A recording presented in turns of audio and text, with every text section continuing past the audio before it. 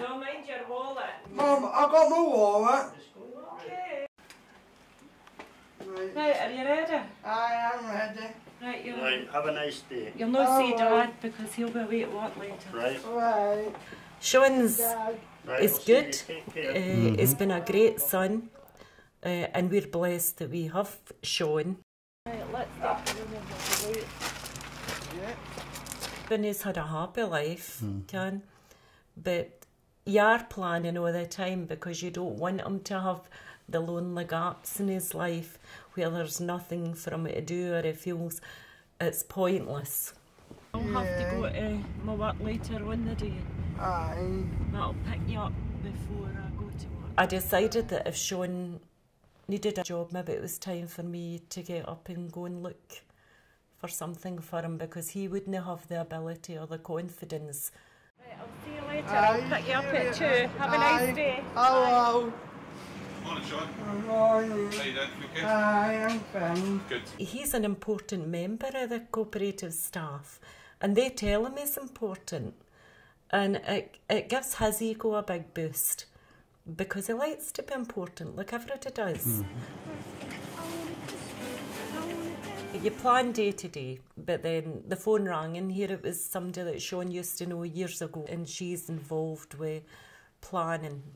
We were asked what would happen with Sean if something happened to Brian and I, and we were stunned because this was something that's at the back of your mind. You don't think about it.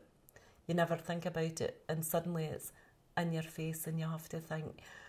But to be honest, it was the best thing that ever happened. The first thing we would do, she asked us where Sean would go, who would take care of him, who he would live with, what was our plan for that. And suddenly you thought, oh, these years of plannings, and I really haven't thought about this, and I should have. So this plan gives you the opportunity to think about what's going to happen. Well, don't assume that your family's going to take care of your responsibility when you're not there. They have their own.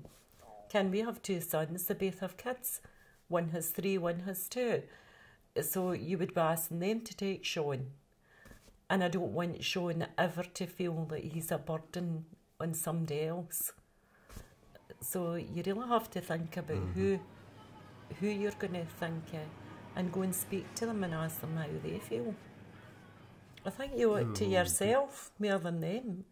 If you've lived with somebody all their life and all your life that has got a learning disability that needs support, then why are you going to...